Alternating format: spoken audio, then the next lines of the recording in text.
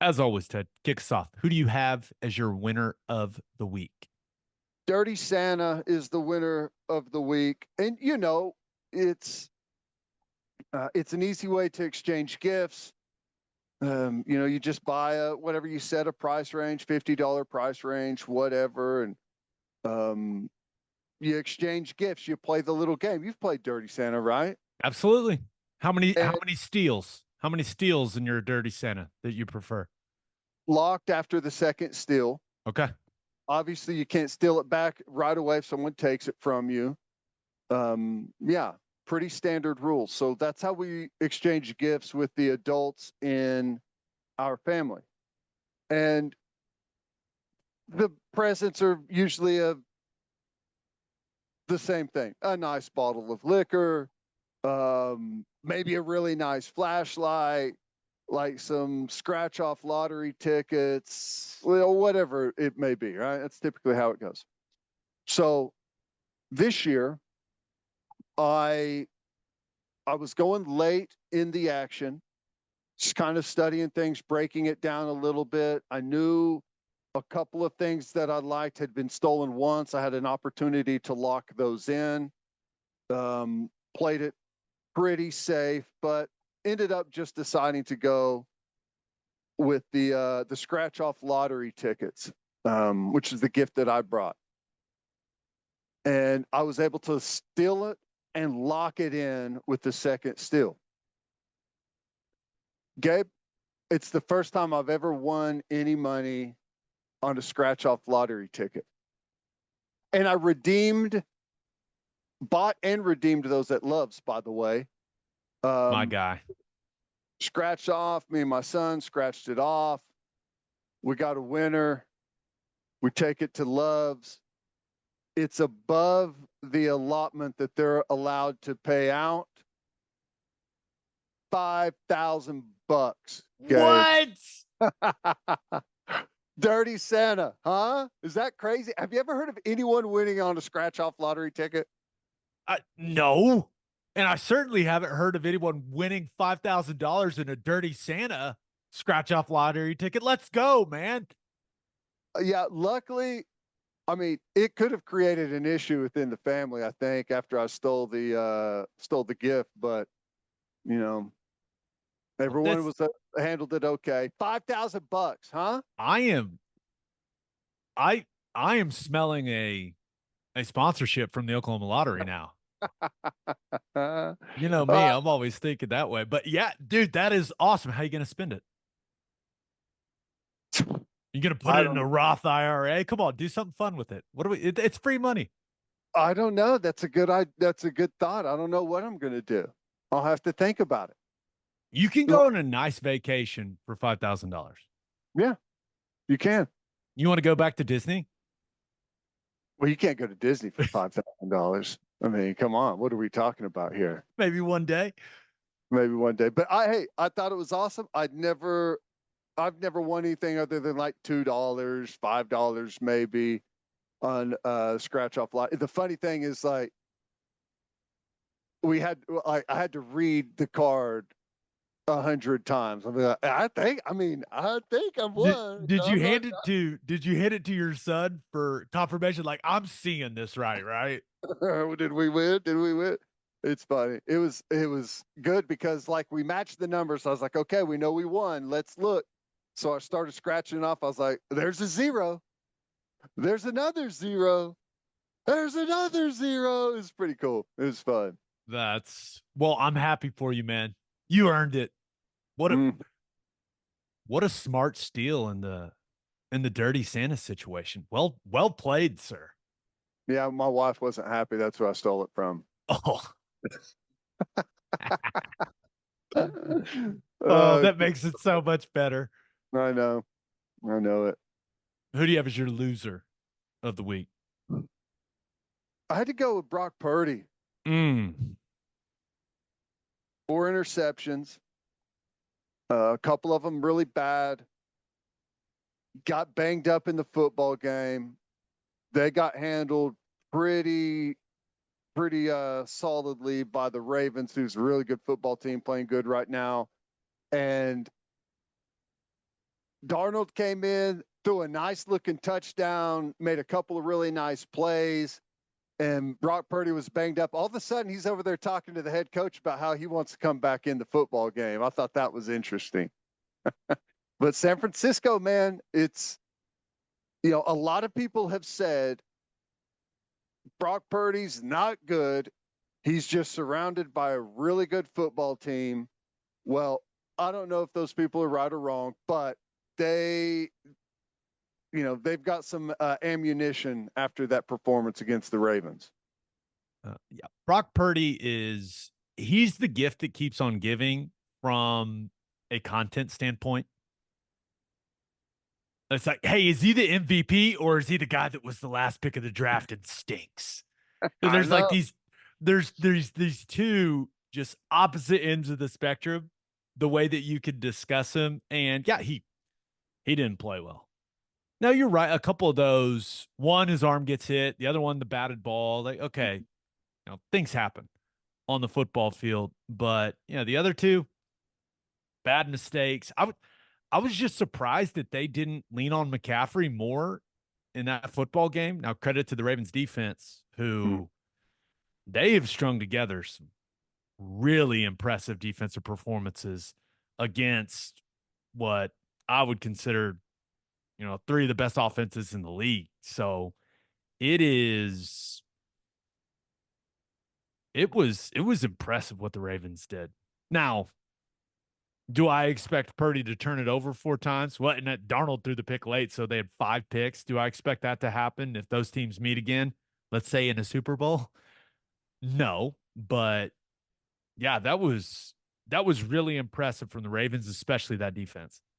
Yeah. And that was like, if you like watching linebacker play, Fred Warner on one side, Roquan Smith on the other, like that is a high level football game for linebacker, and some good guys on the line of scrimmage too, man. That was a lot of fun. The turnovers were an absolute killer, but Brock Purdy, man, 4 in one game. That is not how you get it done. Tough.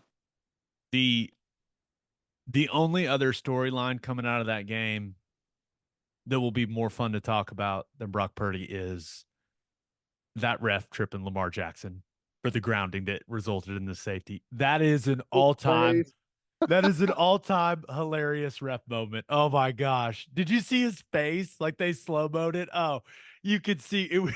It was his worst nightmare happening. And you could see the look on his face, just the sheer terror about what was about to happen. Yeah, it's one thing you backpedal and you go over backwards. Okay, that happens to officials.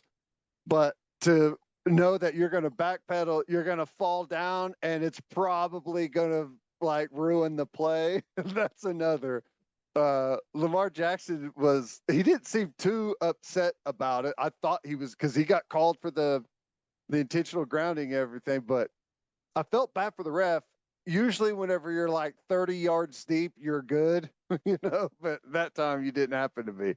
That was great. I saw some people that are like, I can't, because he was kind of laughing about it afterwards. What is he supposed to do? Just sit there stoic the rest of the game? Like, it's funny. It's okay to acknowledge that it's funny. Now, it's not funny that it costs the Ravens 2 points, right? That's not funny. But the situation as a whole, lighten up, people. It was hilarious. Yeah, that guy can't laugh at himself. I mean, come on. They earned a safety on that play. I mean, let's be honest. That was, I don't know, but that was funny. That was good. I like that. That was Baltimore Ravens looking like a solid squad. And Lamar Jackson, another MVP. It's not going to be Purdy after that one. No, Josh Allen, not going to be Mahomes. Not with the way that and we'll get to that. Too early to call it right now, isn't it? I mean, Tyreek Hill, got it. He's great. You got to just kind of see how things unfold. I don't know. I don't have a good answer for you on MVP, unfortunately. Don't give it out. Don't give it out yet. But Lamar's got a great claim to it. I mean, it feels like the Ravens have somehow quietly put together a hell of a season with a lot of other attention being thrown around and headlines with other teams. Baltimore's just quietly done their duty. Ended up in a great spot. Yes, sir. All right, let's get to my winner and loser. But first, Elevate your tailgate with Chapel Supply and Equipment in Oklahoma City. Chapel Supply and Equipment has generators and inverters on hand that'll give you all the power you need so you can take your tailgate to the next level. They've also got top of the line heaters to keep you warm during those cold tailgates later in the season. They're Oklahoma owned and operated. Elevate your tailgate by calling 405 495 1722 or visit chapelsupply.com. That's CHAPPELL supply.com. and First Fidelity Bank knows how to keep fans like you happy. With more than 50 awards in the last 5 years, including Forbes Best in State Bank, the Oklahoma's Community Choice Awards, and the Journal Records Reader Rankings, it is clear that they are Oklahoma's #1 pick for quality banking. And you can find that level of outstanding service in everything FFB offers. Open an account at an award-winning bank today at ffb.com. First Fidelity Bank, we go where you go. Bishop McGuinness Catholic High School represents a tradition of educational excellence in Oklahoma City. Grounded in a faith-based education, Bishop McGuinness offers a college prep curriculum that includes 22 AP courses, participation in OSSAA athletics, and numerous clubs and organizations for students to join and grow. If you want to provide the best possible educational and spiritual development for your children, contact Bishop McGuinness Catholic High School or visit bmchs.org. Financial aid is available. And head to opolisclothing.com for our podcast merchandise and the best OU gear out there. That's OPOLIS clothing.com and use promo code TED, TED for 10% off. That's opolisclothing.com and use promo code TED for 10% off. Buttery soft and 10% off. All right, for my winner of the week, thought about going with Baker Mayfield. Bucks are rolling, man. And I know that Trevor Lawrence got banged up, but I'm not crazy. He was undoubtedly the best quarterback in that football game. Yep. Confidence is there. What, they're in first place now in the NFC South. I mean, he's playing like at the very least, a top 15 quarterback in the National Football League. Mm-hmm. That deal that the Bucks got him for, I mean, that is maybe the best contract in the NFL right now. He's made it hard on him, right? He's made it hard on him. Like, the thought there is, we'll get a 1-year rental on Baker. If it goes bad, it goes bad. We'll position ourselves for this good quarterback draft class that's coming out.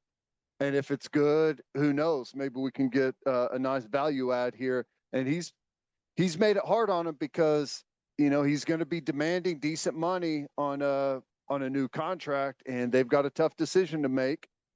And hey, Mike Evans is happy. You're throwing him the football, getting him going. You got to feel good about it if you're Baker. And, I guess you never know when you get to the playoffs, like, you get hot at the right time. But I don't think they'll make much noise, but I think they'll get there, and that's something. No doubt. It's good to see him healthy. When he's been healthy in his NFL career, right, especially as he got a couple years into it, been a really good player. It's clear to me when he's healthy, there's no doubt he's an NFL starter. I think everyone sees that the same way now. Mm-hmm. I'm excited to see how they finish the season and what they can do in the playoffs. I'm just happy watching him play at a high level because he's healthy. Looks like he's having fun. He's a difference maker for them, man. You can just tell when he's got it going, like that swag, that confidence, it's contagious for an offense. So I'm enjoying watching Baker Mayfield play football right now. I agree. I don't know if there's any player that has that big of a difference. Like, whenever you can tell he's confident compared to whenever he's not, like, there's a massive change in the way that he plays and carries himself. And I think the rest of the team feeds off of, and that goes back to wherever he's been. You know, whenever he's in a good spot playing well, the rest of the team usually starts playing pretty well around him. I've said this before, but when he's playing well, the NFL is just more entertaining. Yeah, You know, when that's he's right. playing well, he's one of the most entertaining players in all football, just with everything that comes with it. So I'm fired up for him. But our former employer, winner of the week, the Detroit Lions, went on the road, beat Minnesota in what was an awesome football game, 30-24, moves them to 11-4.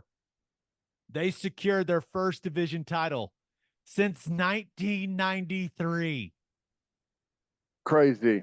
I I'm thrilled that they've done thrilled that they locked up a playoff spot.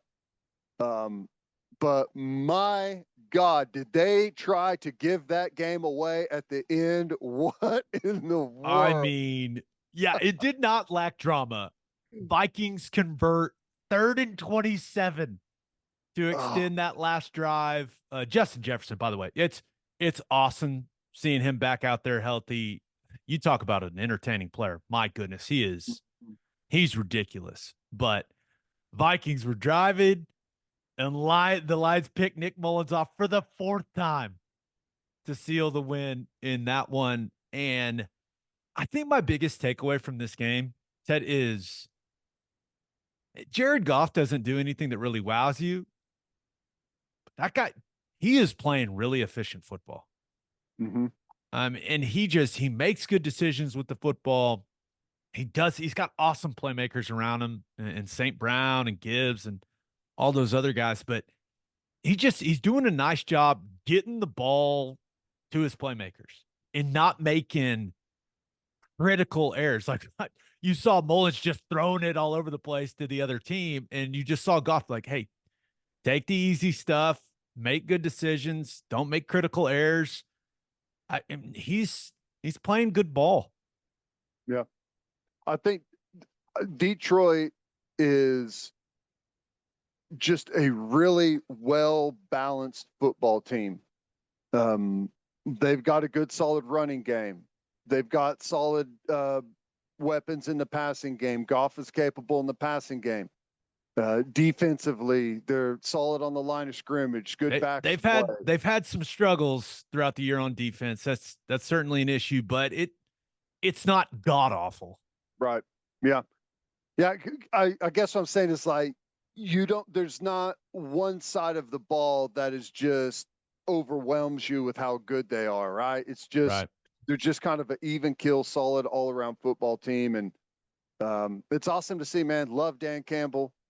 And they locked up the playoff spot, and going into the locker room, he was pissed, which I can understand. Like the penalties they had down the stretch and just the way that game ended was not good for Detroit, but they got out of there with the W, and that's awesome, man. First time since 93. That's crazy.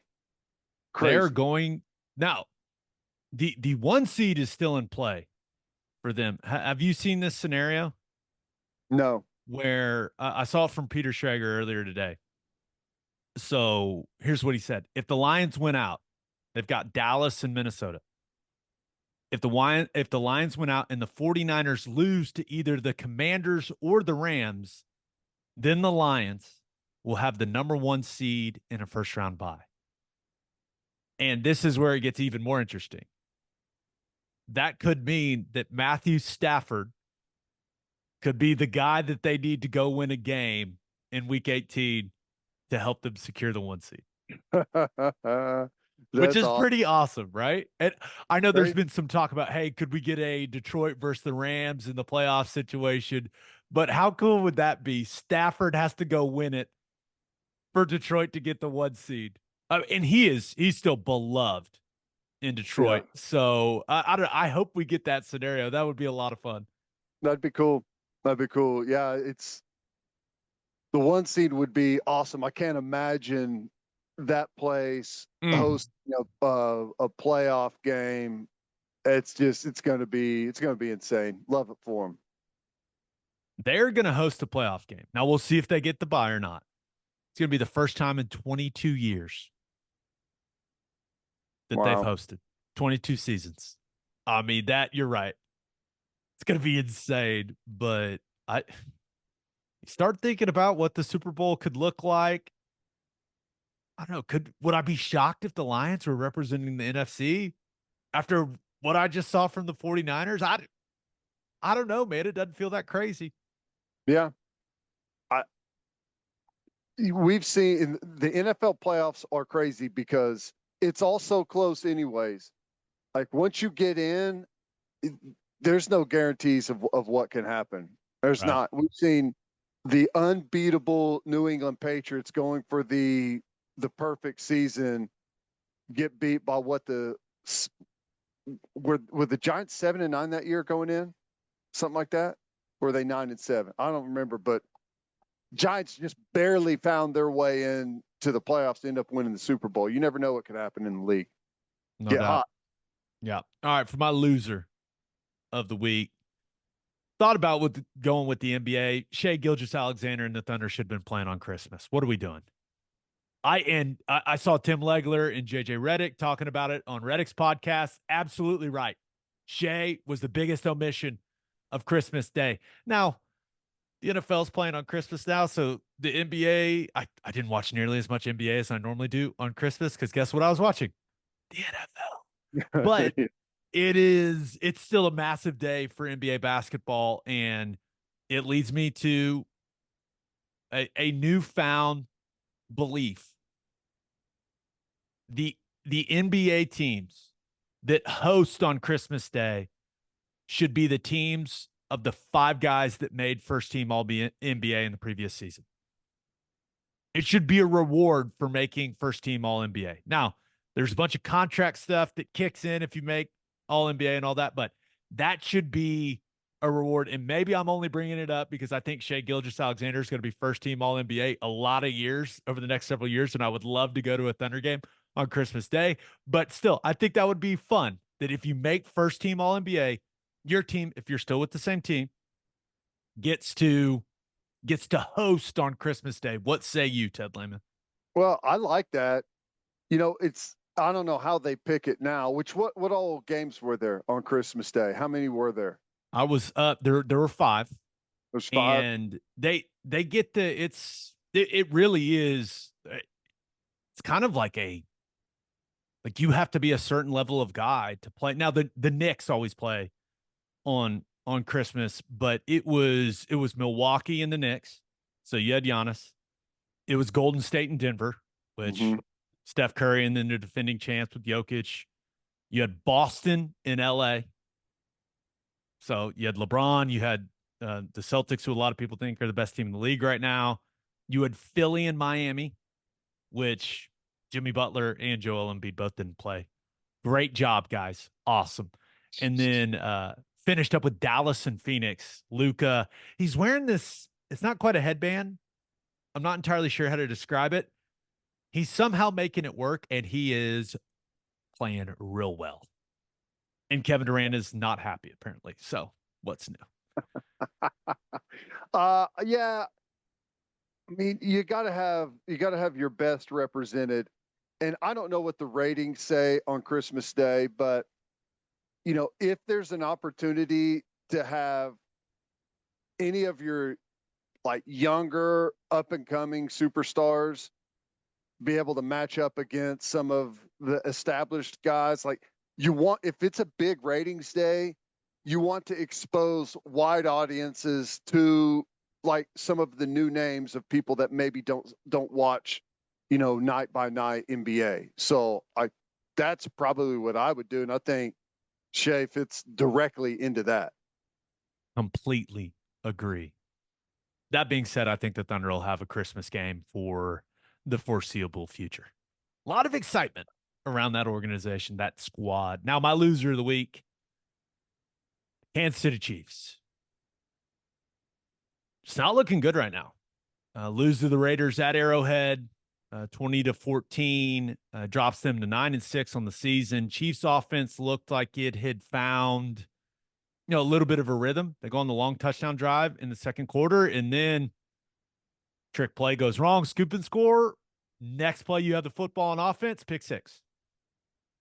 Ted, it's hard to win games when the opposing defense scores 2 touchdowns. Yeah. And after that, the Raiders didn't really have to do anything.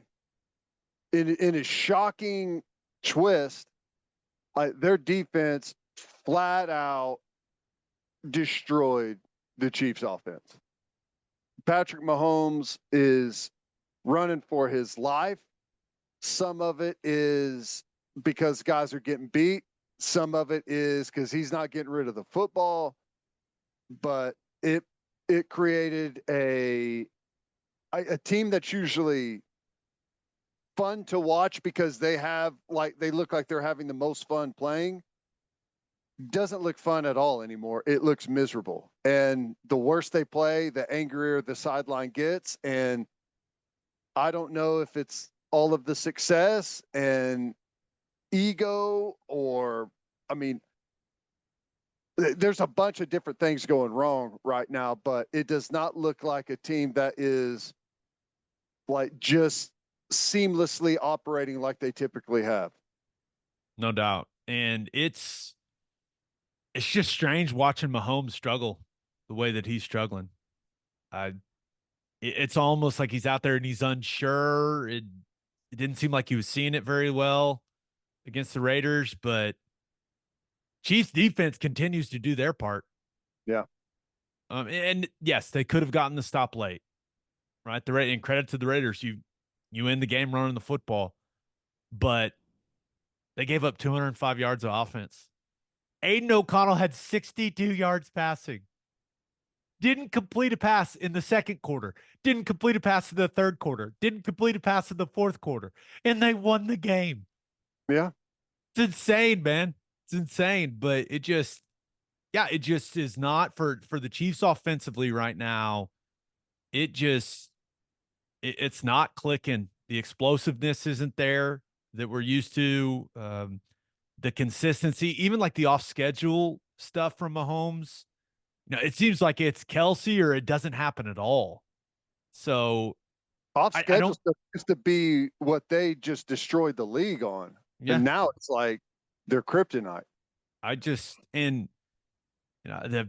It always comes up. Andy Reid's, willingness to run the football. Does he run it enough? Does he not? It seems like they're a little less versatile in what they're going when it comes to their personnel groupings as well. So I don't know, man, but it just does not. It's not running smoothly right now offensively. And you're right, man. It seems like that has created a tenseness for that offense that you can just see watching from your couch. Yeah. Yeah. And which is, it's such a weird thing to witness because they used to do almost every game. They had some fun play that, whether it's how they come out of the huddle or whatever it is that they're doing, where you could tell that team is enjoying life, having fun, and it makes it easy to go out and win and to play well and everything that comes with that. It just, all of it is gone right now. Yeah. All of it. Well, on the other side of things, they have to hire Antonio Pierce, right? The Raiders have to hire him. He's done a really solid job with this opportunity. If you would have asked me, I don't know, 10 years ago, if I thought Antonio Pierce would ever be a head coach of an NFL football team, I would have laughed until I passed out. But he's done a really good job. That he gets a great response from his football team. I've heard you say it a bunch. Teams mirror their head coach, and he's tough as nails. He's no nonsense, and the team goes out and that looks like the mentality they have on the football field. So hire him. you can't argue with what the results have been. If you can go beat the Chiefs in their house and not complete a pass for 3 quarters, then I say you're coaching pretty well, right? I I think so. Just unbelievable. The It's only the other first thing time I they have, beat them in like 3 or 4 years, isn't it? yeah. I mean, it'll be interesting to see what happens. You never know with Mark Davis. I mean, you never know. You never know what a man that wears all white and has that haircut's going to do. You just No. unpredictable. Well, all you do is you go eavesdrop at the local PF Chang's and see what he's working on. Yeah. Then you'll know who's going to hire. Now, I will say I did have a nice conversation with him. We went and watched the Wings and Aces play, and I had a great conversation with him. He's a really nice guy. It was really, he's like, do you need anything? Are you having a good time? He was awesome. He really was. But I think it's going to be Antonio Pierce, but who knows? No, Harbaugh. I, if the choices are Harbaugh and Antonio Pierce, you're hiring Jim Harbaugh. I mean, let's be real. But I just don't know if that's on the table. Who knows? You're in two different pay stratospheres there. Yeah. One starts with one's a single digit and the other one probably starts with the two. Yeah. And let's be honest, it ain't going to matter who you hire if you don't figure your quarterback situation out. Aiden O'Connell, I'll just say it. Like just looking at his face in his helmet. Don't is the helmet too small or does he have too much air in the chin pads? No, it's the mustache. Is that what it is? It's It's all just the mustache. He looks there's a like lot going on. off of Super Troopers. So, I mean, you Who can't, wants a mustache ride? you gotta ditch the mustache, man. That's it. That's everything. It all Okay. starts right there. What was better? The way that Hayden Aiden O'Connell's mustache looked in his helmet, or those sweaters that Romo and Nance were wearing. I Or the can't believe they jacket convinced that Kurt Warner had on. Yeah, the sweaters. It actually fits those two guys pretty well. Romo was not taking the Santa hat off. He was like, I'm keeping this on the entire broadcast. Okay. You do you, man, in the Christmas spirit. Oh,